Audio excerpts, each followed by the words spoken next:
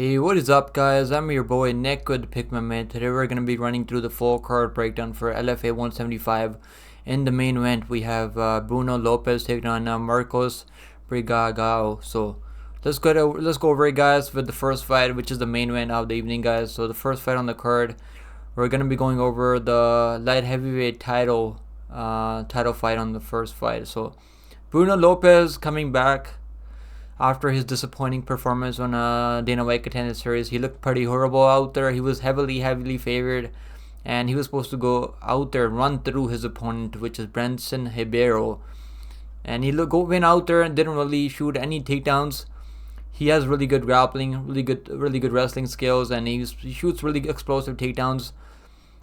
And he went out there, didn't shoot any takedowns, and was standing and banging with Branson Ribeiro, who's got some big hammers. And has a ton of power. And Bruno Lopes looked really slow out there. Just got knocked out. I mean, he was basically waiting to get knocked out. He was looking like he let the moment get to his head. Looked like he was nervous a little bit.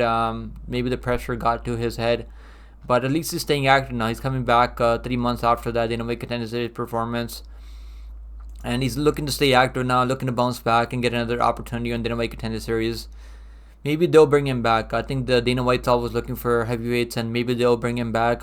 But he's got to go through Marcos Brigagão. So Marcos has fought some good guys in the past. He's also been on Dana White Contender Series back in 2019.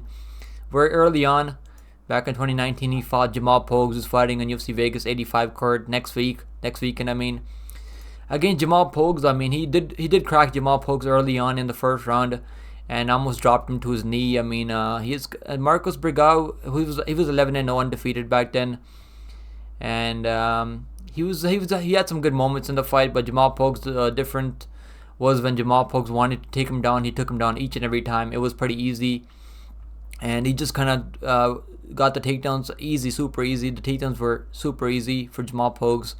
He got the single leg takedown, double leg takedowns. I mean, up against the fence takedowns. I mean, explosive takedowns.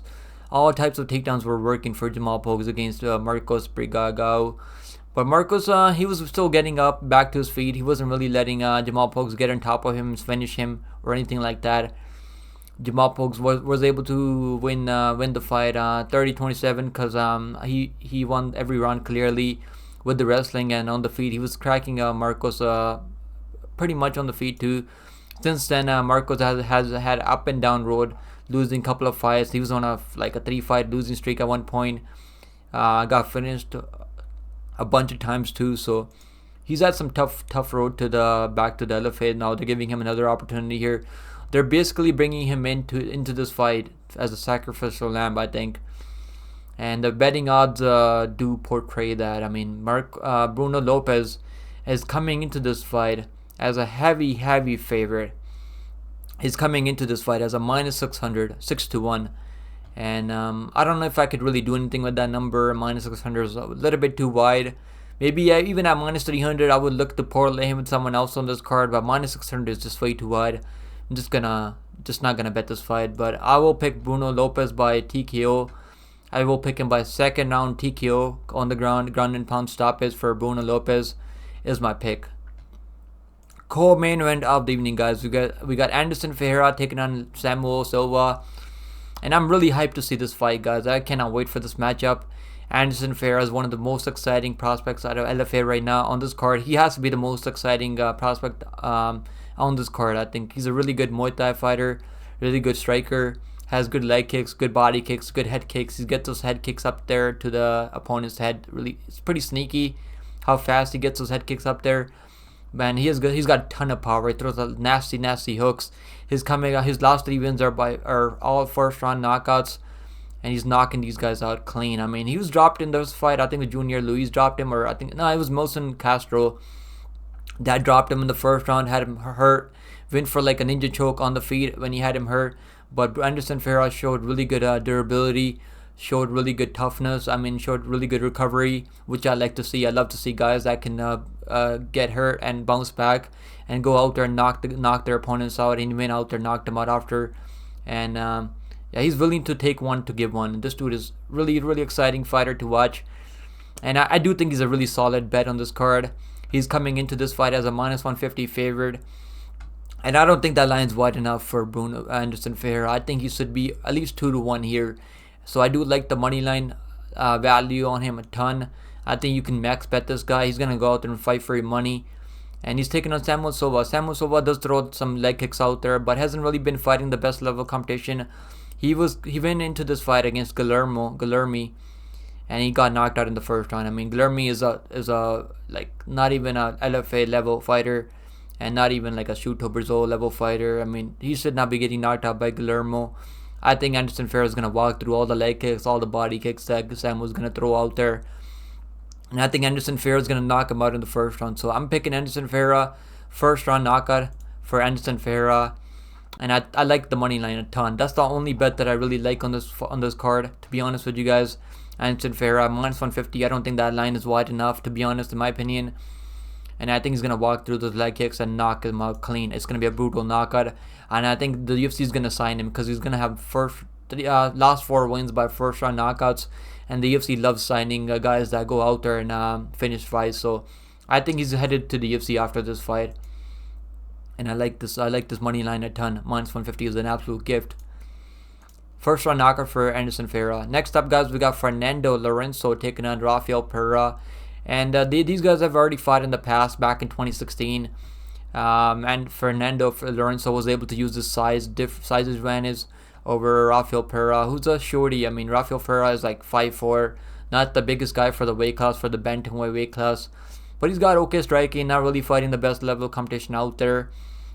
He's got some power in his hands too, but I do think Fernando Laurenço can use his size and beat him up again likely by submission. I think he can get a submission later in the second or third round. But the first round, he's going to have to watch his mind, his P's and Q's. But I do think Fernando Laurenço is pretty durable. He has been knocked out twice in the past. But that was very early on, back in 2018. I mean, like, he hasn't lost a fight since like 2018. So he's on like a long win streak right now. He's on like a 11-5 win streak right now. And I think it's justified for him to be a heavy favorite here. I don't really have any parlays or anything as of right now. I don't know if I'll be able to get there. Laurenço, where is he sitting at? Laurenço's sitting at -400. It's justifiable. He's already beat this guy in the past, and I think he's fighting the better level competition since beating this guy in the past. He's already fought in LFA. He's already made his UFC LFA debut, and he got the second submission win, rear naked choke over Saldana. So he's fighting the better level competition. He's better tested out here, fighting in SFT, so which is a good promotion. And I do see him getting it done by second on submission. Maybe he will make it to the parlays, maybe at the end. Watch this full video to see what I'm gonna parlay at the end. So I do like Fernando Laurenço by second on submission is my pick. Next up, guys, we got Apollo Gomes taking on Vinicius Pires. Apollo Gomes hasn't fought in over a year. His last fight was almost like 14 months ago, so he's fighting some okay guys. I mean, he's fought some cans outside the. He's making his LFA debut here. He's fighting Vinicius Pires, who's been fighting in LFA. He's got 2 wins in LFA, and he's finishing guys. I mean, he finished Caio Fernandez, who's undefeated 6-0 at the time, and he got a rear naked choke over him. And he's got good grappling, good striking, and I do think he's gonna get it done here. Apollo Gomes is a solid. He's got good power in his hands too, but I do think Vinicius Pires can get this done. And I will pick him by first round submission here. I do think he's a solid. I don't know if I'll be betting on him because this is a good test for him, but I do think him having the LFA experience over Apollo Gomes is going to help him here. So I will pick up Vinicius Pires by first round submission here, and I do think he can get this done. He's gone to decision a lot of times, so I get why everyone's picking him by decision. But I do think he can get a finish out here. We have seen Apollo finish before, almost 2 years ago, so he can get caught in submission. So I will pick Vinicius Pires by submission here. I'll say it could be first round submission. I could see a first round submission here. But Apollo is fighting out of a good team. He's training out of Chute Box Diego Lima, so maybe his game is gonna look really solid out here in his LFA debut, but I gotta see it before I'm jumping on that train of Apollo Gomes. But I'm gonna go with the LFA tested guy here Vinicius Pires by first round submission. And the money line, Apollo Gomes. What's he sitting at? I think it's like plus 125 right now. Let's see the money line. This is a closely lined fight for a reason, because both these guys are pretty solid, and Apollo is training out of a good team, same team where Charles Oliveira trains out of. Apollo Gomes is coming in at plus 125, slight underdog here, slight underdog. Vinicius Pires coming in at minus 155. Maybe I will bet on him. I don't know if I'm gonna end up betting on him yet. I don't have a bet on him yet. The only bet that I have as of right now is Anderson Ferreira. That's the only bet that I have as of right now. I'm thinking about it. Let's see where the money line goes. If there's some money coming in on Apollo Gomes here, maybe I'll end up betting on Vinicius Pires under minus 150.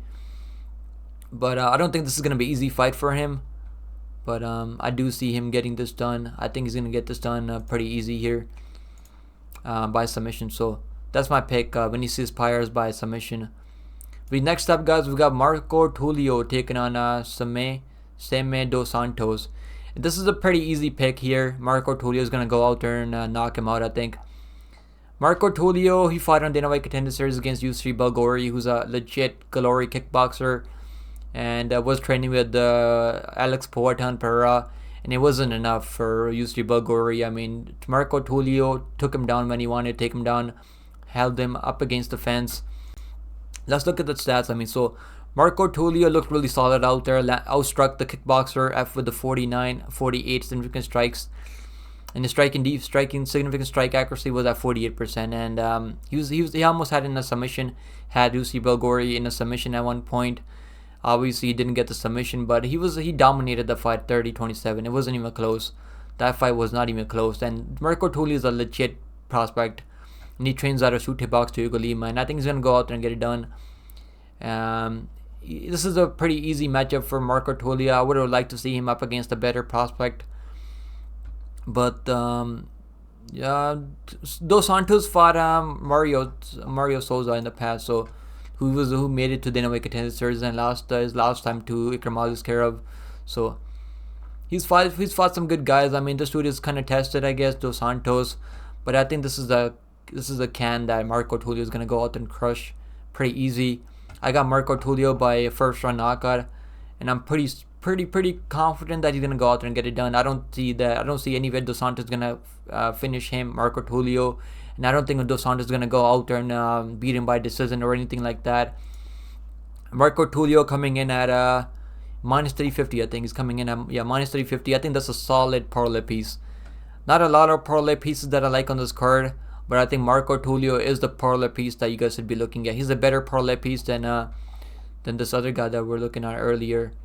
Who was it? I think it was Laurenço. Yeah, he's a better parlay piece than Laurenço, and he's a better money line value to minus 350. Obviously a little bit wide, but he should be in the UFC right now. They should have signed him, in my opinion, and it sucks that they did not sign him on Dana White Contender Series, but I do think he gets a win here if he goes out there and gets a knockout here, and I could see him making his way into the UFC next. Marco Tulio by first round knockout is my pick, guys. Next up, guys, we got Lany Silva taking on Naizi Cantanhede. I will pick Lany Silva here. I picked her for most of her fights in LFA. She's fought 3 times in LFA. She's a solid all-around mixed martial artist. Good ground game, good striking. She's very young, 21 years old. So you always worry when you go out there and want to bet on these young up-and-comers. But she's taking on a legit girl, man. Naizi hasn't fought in LFA before. She's fighting outside of LFA. But I do think Lany Silva is going to get this done by decision. It's going to be a decision fight. It's probably going to be a little bit sweaty early on. But I think Lany Silva, having the LFA experience here, she's coming into this fight as a minus 200 favorite. And I do think that's justified for Lany Silva. Minus 170. So money coming in on Naizi here, I guess. Some people think she's a good underdog here. I guess Lany Silva is a bigger girl here too. So I just think Lany Silva is the better prospect out of here. I think I picked her by decision last time. Yeah, I did pick her all three fights she's had in the LFA. And minus 170 for Lany Silva. It's a women's MMA fight. I don't know if you guys really want to bet on this fight, but I do think Lany Silva is gonna get this done.